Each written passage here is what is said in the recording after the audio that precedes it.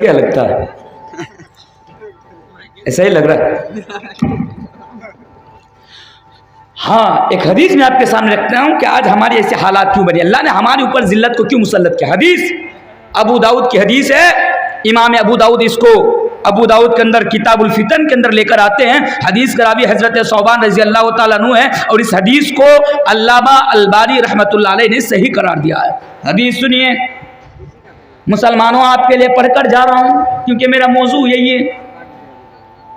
हजरत सौबान रजी अल्लाह तआला अन्हु ये बयान फरमाते हैं कि अल्लाह के नबी ने 1400 साल पहले ये बयान फरमाया, यूशिकुल उमम अन तदाअ अलैकुम कमा तदाअल अकलतु इला कसातिहा फक़ाल क़ाइल व मिन क़िल्लतिन नहनु यौमइदिन क़ाल बल अंतुम यौमइदिन कसीर वलकिन्नकुम गुताहुम कगुताइस सैल वलयंज़िअन्नल्लाहु मिन सुदूरि अदुव्विकुमुल महाबत मिनकुम वलयक़दिफ़न्नल्लाहु फ़ी क़ुलूबिकुमुल वहन फ़क़ाल क़ाइलुन या रसूलल्लाह वमल वहन क़ाल हुब्बुद दुनिया व कराहियतुल मौत। मेरे भाइयों, अल्लाह के प्यारे नबी ने 1400 साल पहले ये बयान फरमाया था। वो मुसलमानों, एक ऐसा जमाना आएगा, एक ऐसा दौर आएगा, एक ऐसा टाइम आएगा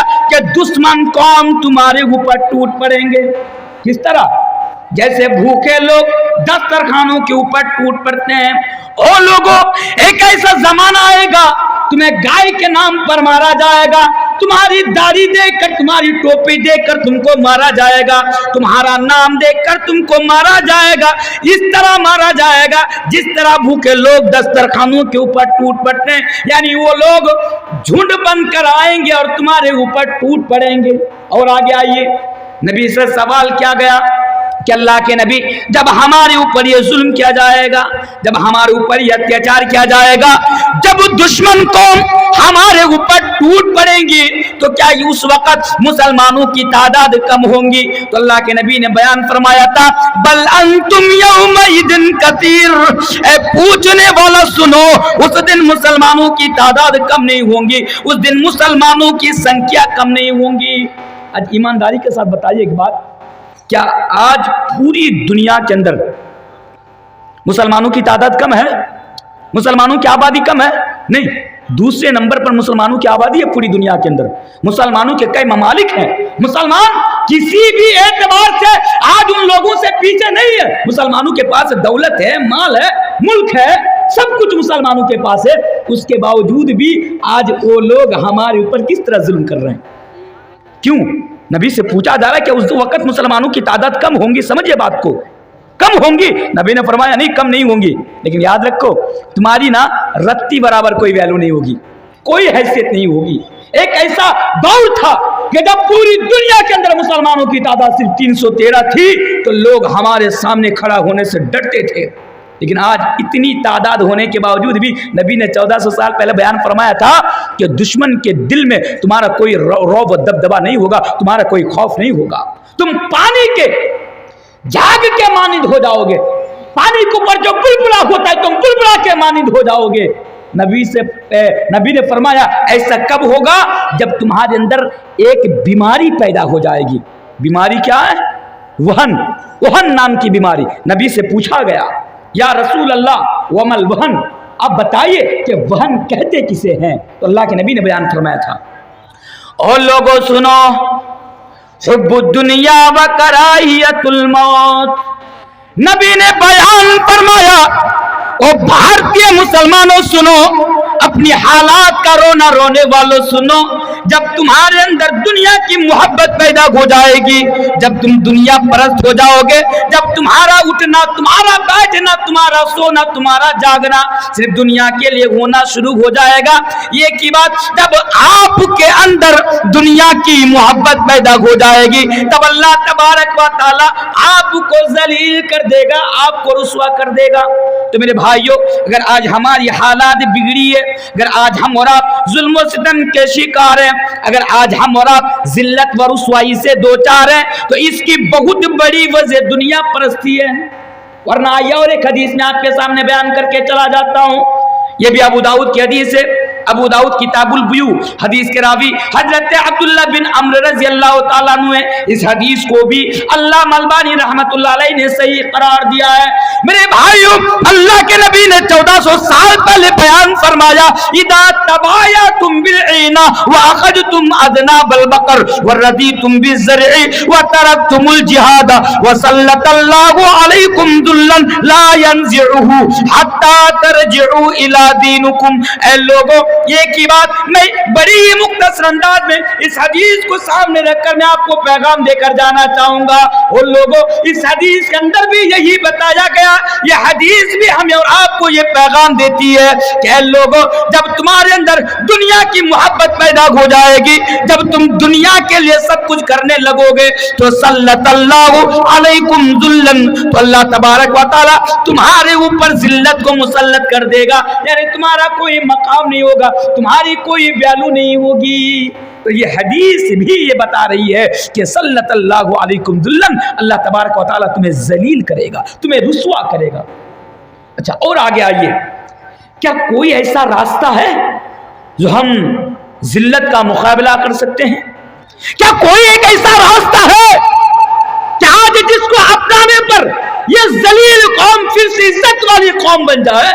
क्या कोई एक ऐसा तरीका है कि जिसको अपनाने पर हम और आप फिर से अपनी खोई हुई इज्जत हमें वापस मिल जाए? मेरे भाइयों, एक चीज है, एक रास्ता है, इसी हदीस के अंदर वो रास्ता बताया गया। आज हम और आप अपनी हालात का रोना तो रोते हैं मेरे भाइयों, लेकिन अफसोस कि हम वो रास्ता नहीं तलाशते हैं कि जिस रास्ता को अपनाने पर हमें फिर से दोबारा इज्जत मिल जाएगी। इसी हदीस के अंदर वो रास्ता बताया गया। अब देखेंगे, एक चीज मैं आपके सामने बता कर जा रहा हूं, मेरी बात को ना किसी राजनीतिक पार्टी के साथ ना जोड़ा जाए, मेरी बात को किसी राजनीतिक पार्टी के एंगल से मेरी बात को मेरे भाइयों ना देखा जाए। वो चीज क्या है, आज मैं आपके सामने बयान करता हूं।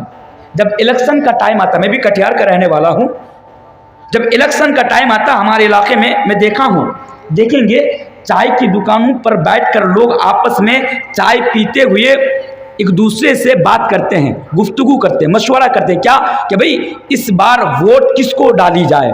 बात करते कि नहीं करते हैं? और साथ में बीड़ी भी पीते हैं। चाय की दुकानों में लोग बीड़ी और सिगरेट बहुत ज़्यादा पीते हैं। पूर्णिया के लोग, पूर्णिया, हालांकि मैं इधर कभी बहुत कम आता हूँ, मैं ज़्यादा आता, मैं तो ज़्यादातर उधर ही रहता हूँ। आपका यूट्यूब में आप देखिए, आपको पता चलेगा मैं झारखंड, उड़ीसा, मिदनापुर, कलकत्ता, बर्धमान, नोदिया, मुर्शिदाबाद, कलिया चौक, मालदा, मैं इन्हीं इलाकों में अक्सर प्रोग्राम में रहता हूँ। इधर मैं बहुत कम आता हूँ, बिल्कुल ना के बराबर। फोन जाता है मेरे पास, लेकिन आज ही जैसे आपके इलाके से एक जगह से लोग आए, कहा कि भाई साहब मेरे पास प्रोग्राम नहीं, तो मैं आपके इधर के हालात के बारे में नहीं जानता हूँ। तो मैं एक सवाल पूछ रहा था कि आप लोग सिगरेट पीने वाले लोग हैं कि बीड़ी पीने वाले लोग हैं? क्या बीड़ी भी पीते, सिगरेट भी पीते? बीड़ी मत पीजिए, सिगरेट पिया कीजिए ज़्यादा से ज़्यादा। बात समझ में आ रही है? क्योंकि आप लोग तो सुनने वाले हैं नहीं। ज़्यादा से ज़्यादा बीड़ी पीजिए। आपको ये बात मैं क्यों कर रहा हूं मालूम है? स्टेज पे आने से पहले मैं इधर आया था वॉशरूम में, टॉयलेट में, तो मैं जिस टॉयलेट में घुसा, एक आदमी निकला, वो उम्र दराज है लेकिन बीड़ी पी के निकला, जलसा सुनने के लाया, वहाँ पे बैठ कर बीड़ी पी रहा। आज ये हमारे हालात है मेरे भाइयों। तो बीड़ी पीना ये अच्छी चीज़ है या बुरी चीज़ है? और एक बात, बीड़ी पीने की दुआ जानते हैं आप लोग? नहीं जानते? एक चीज़ बता के जा रहा हूँ। एक नौजवान ना मेरे पास आया, कहा तनवीर साहब आपसे सवाल करना चाहता हूँ। मैंने कहा भाई पूछो, क्या सवाल है? तो कहा मौलाना साहब इस्लाम में तो हर चीज़ खाने की पीने की दुआ है ना। मैंने कहा बेशक खाने की पीने की इस्लाम में दुआ है। तो बोल रहा मौलाना साहब बीड़ी पीने की दुआ क्या है? देखिए, बोले बीड़ी पीने की। मैंने कहा अरे नालायक, बीड़ी पीना इस्लाम के अंदर हराम है, और कोई माए का लाल कयामत की सुबह तक बीड़ी को हलाल नहीं कर सकता, हराम है, बस हराम है। बोल रहा मौलाना साहब आप कुछ जानते ही नहीं है। मैंने कहा अच्छा मैं नहीं जानता, तो क्या तुझे मालूम है कि बीड़ी पीने की दुआ है? बोल रहा बेशक बीड़ी पीने की दुआ है। तो मैंने कहा बता बीड़ी पीने की क्या दुआ है? तो बोलता है कि बीड़ी पीने की दुआ यह है कि अल्लाहुम्मा बारिक लाना फीमा बेड़ी टाना। बोले बीड़ी नौज बोले, बोले मेरी बीड़ी पीने की दुआ। आज हमारे नौजवानों का भी हाल है। मैंने पूछा भी उनसे कहाँ सीखा? बोल रहा मोबाइल में सीखा। बोले मोबाइल में भी बीड़ी पीने की दुआ है? बोल रहा हाँ है। एक मौलाना की तकरीर सुन रहा था, बांग्लादेशी मौलाना है, वो जो क्या नाम है उनका, गियासुद्दीन ताहिरी, बांग्लादेशी मुकर्रिर है, उसने इस दुआ को बताया था। उसने शायद मजाहिया अंदाज में बोला होगा, लेकिन इसने उसको सच मान लिया और कहा कि ये बीड़ी पीने की दुआ। तो मेरे भाइयों, जो चीज़ मैं आपके सामने बता रहा था कि चाय की दुकानों में बैठ कर ना हम आपस में बात करते हैं कि वोट किसको दे, इसको दे या इसको दे। बोलते नहीं भाई, वोट इसको मत दे। बोला क्यों? बोला इसको वोट देगा ना तो उसकी सरकार फिर से आ जाएगी। बात समझ रहे? बात समझिए, हदीस से समझा रहा हूं। वोट इसको मत दो, इसको दोगे तो उसकी सरकार फिर से आ जाएगी। किसकी सरकार? अरे भाई मोदी की सरकार। फिर से मोदी की सरकार आ जाए। अगर मोदी की सरकार आ जाएगी तो फिर से तुम्हारे ऊपर जुल्म सितम होगा, फिर तुम्हारे ऊपर जुल्म होगा, तुम्हें सताया जाएगा, तुम्हें एनआरसी को नाम लेकर एनआरसी करके बांग्लादेश भेजा जाएगा। तो चाय की दुकानों पर ये सब बातें करते, इनको वोट दो, अगर इनकी सरकार आएगी तो हमारी हालात बदल जाएगी, बेहतर हो जाएगी। मेरे भाइयों, अगर आप सोचते हैं ना, बड़ी जिम्मेदारी के साथ लास्ट के टाइम में एक बात मैं आपके सामने बताकर जा रहा हूं, जहां तक हो सके मेरी इस बात को एक दूसरे तक फैला देना। सरकार बदलकर आप अपने हालात को नहीं बदल सकते हैं। अगर आप यह सोचते हैं कि आज इनकी सरकार है तो हमारी ये हालात हैं, इनकी सरकार आएगी तो हमारी हालात बदल जाएगी, मुसलमानों